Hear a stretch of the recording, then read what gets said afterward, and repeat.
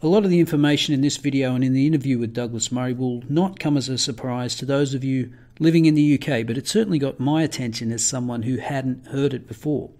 So according to this article by Douglas Murray published in the UK Spectator on May 27th, Andy Burnham, the Mayor of Manchester, made the tactical decision to cosy up to the Muslim communities of Manchester by calling for the UK government's PREVENT strategy, the government's anti-terrorism strategy, to be scrapped, claiming that it was today's equivalent of internment in Northern Ireland, a policy felt to be highly discriminatory against one section of the community.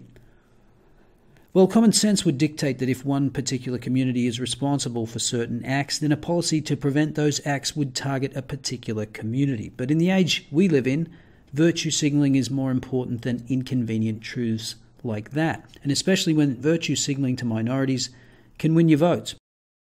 But rather than listen to me prattle on about it, let's listen to Douglas Murray, who's probably the most incisive and articulate voice on these issues, in an interview on Australian TV last night with Andrew Bolt.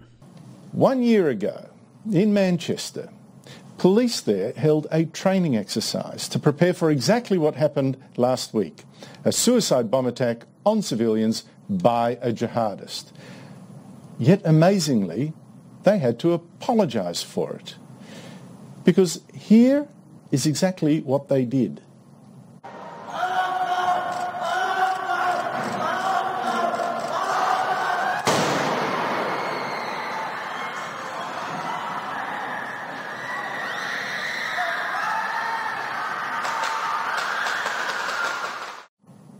Did you spot the offence?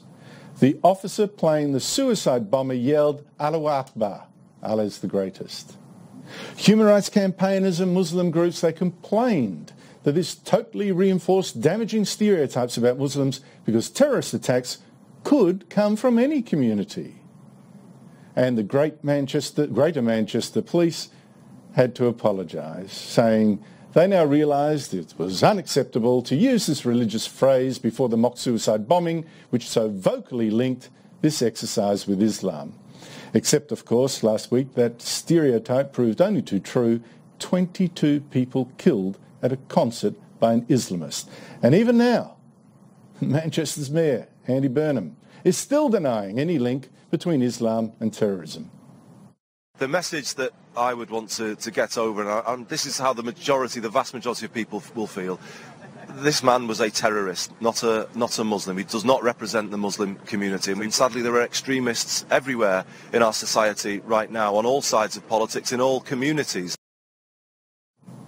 Joining me is the author of a powerful new book, The Strange Death of Europe, which argues that Europe is committing a cultural suicide. Douglas Murray is the Associate Director of the Henry Jackson Society, and he joins me from London. Good to see you, Douglas. That training exercise, that is so symbolic, isn't it? Very good to be with you, Andrew. Yes, it is. It's an absolutely typical demonstration of the problem.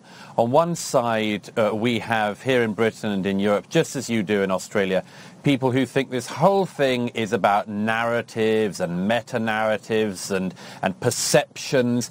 And then there are other people who think it's about the body count and about the facts. And it's just very unfortunate that almost everybody in authority, as you've just highlighted, from police chiefs here to intelligence chiefs there to politicians almost everywhere, still, after all of these dead and after all of these attacks, keep on trying to tell us what I agree with you, they must think of as some kind of noble lie. Well, you mentioned politicians. The Mayor of Manchester that we heard saying that the Manchester suicide bomber was not a Muslim, which would be news to his family. He's an astonishing story, isn't he? He actually campaigned. I read one of your excellent pieces over the last week. He campaigned last year against an anti-terrorism program called PREVENT. Can you explain why he did that? Yes, Andy Burnham, now the Mayor of Manchester, a prominent Labour Party politician, campaigned to become Mayor of Manchester, and in the campaign, because the city has a large Muslim community, Andy Burnham needed their votes. And so he campaigned against the only counter-extremism program we have in Britain, the government's official counter-extremism program, the PREVENT program. Now, lots of people have problems with PREVENT. All sorts of criticisms exist. But Andy Burnham called for it to be scrapped, had no visible replacement for it, but just called for it to be scrapped. And that was because, as I say, he needed the votes. Now work that out. The problem beyond the thing of voter pandering, the fact that in order to get Muslim votes, you would be campaigning against the only counter-extremism program you have. Just that fact is such a large part of the problem. And it speaks, if I can say so, to a much bigger problem, which my book is partly about, which is that there's this divide at the moment growing all the time in all of our countries. On the one level, you have these politicians who say after every attack, nothing to do with Islam. And then you have the publics. And we are noticing something very different. The obvious case with the Manchester suicide bomber is this. You know, we all have a question about migration and asylum. These are very difficult questions, which we're all feeling our way through. But the one thing that you would think was the easiest bit of the migration problem was the, as it were, legitimate asylum seeker problem. So this country, Britain, gave asylum to 2 Libyans who were fleeing the Gaddafi regime 20 years ago. This country gave them asylum, and it turned out that their son blew up 22 people in Manchester on a Monday night at a rock concert. That's 1 for every year of life this country gave him. So whilst our politicians say, you know, don't generalize, don't help the extremists and all this sort of thing, we're thinking, you know, we could take in 2 asylum seekers who might be the nicest, most pro-British people ever, but their son might turn out to be a suicide bomber. Now, we, the public, are thinking about this all the time at the moment, but there's very little evidence that our politicians care about that at all. Now, you mentioned your book. This is, in fact, what we're talking about, in particular Manchester training exercise and the reaction of the Manchester mayor is all a perfect metaphor for the central argument of your book, which is that there is a sort of willful blindness, I guess, and even a self-loathing that makes Europe unable to resist the kind of forces that would smash it. Now, you travelled around Europe in researching this. How serious is this? The first thing, I've travelled all across the continent, from speaking to asylum seekers and migrants who've just arrived to the heads of governments across the continent, followed the story to the bits of Scandinavian German cities where migrants end up. It's a huge issue. My point is that we in Europe have failed totally to ask the fundamental question, which is, can Europe be the home for everyone in the world who wants a better life and wants to call Europe their home? My answer is obviously it can't be. So we have to think about who it should be home for. Now, the strange thing in Europe is, and you've got a bit of this in Australia, is we've lost the ability to believe in ourselves and to argue for ourselves, and in fact only believe people who argue against ourselves. We are so falling for instance, the idea of guilt. We are so guilty. We have done so many bad things. We have had empires. We never, by the way, put this on anyone else. One of the largest and most important empires in history was the Ottoman Empire. We never say Turkey should take in all of the world's people, who we should make Turkey diverse. We've fallen for this idea that we in Europe are a sort of boring place that needs an injection from people around the world to sort of fill a hole at the heart of our society. Again, no one ever says, you know, China desperately needs an infusion of millions of people from the West Midlands of England to make it that much more interesting. You only hear it onto our societies, and it speaks to this profound self-doubt that we have. And I think, and the point of my book is that we, societies that are tired and self-doubting and self-distrustful like this, feeling all of this at precisely the moment that the world wants to move into our countries, is a potentially fatal movement.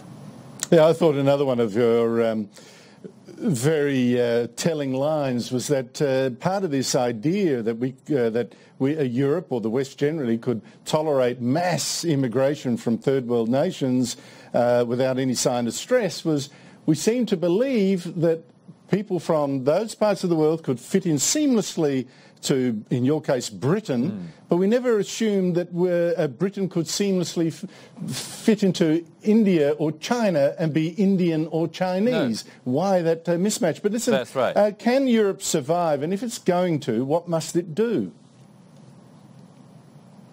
Well, it's possible. I lay out at the end of my book what things we could do even at this late stage. But, you know, when in an average year you have hundreds of thousands of people all the time coming into the continent, and that would happen, as I say, at the time when we are so self-distrusting, it seems very unlikely to me that this can have a happy ending.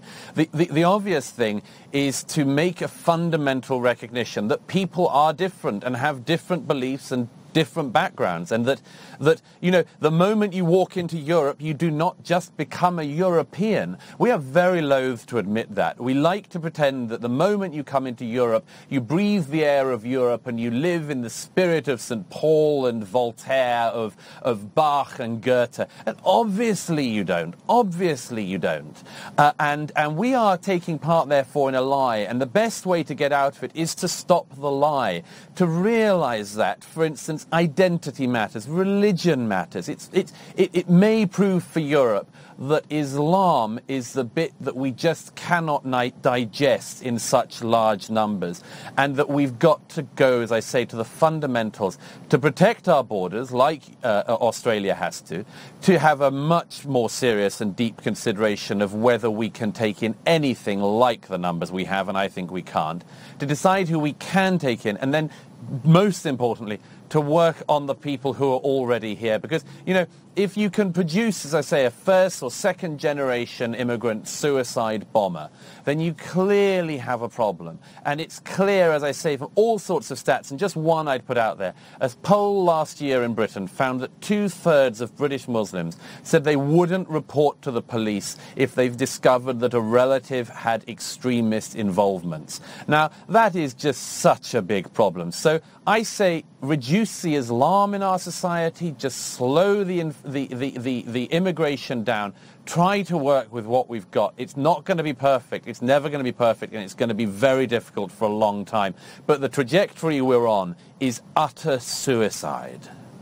Douglas Murray, thank you so much for your time, and may I urge readers to buy your book, The Strange Death of Europe. Very confronting and tells some home truths, and there you go. Thank you so much, mate. So given that Andy Burnham is still in denial about the links between Islam and terrorism and brazenly says so publicly, that would suggest to me that his view has a lot of support. So if you're a subscriber or commenter living in the UK, particularly Manchester, let me know what you think about this guy's prospects for retaining his office. See you next time.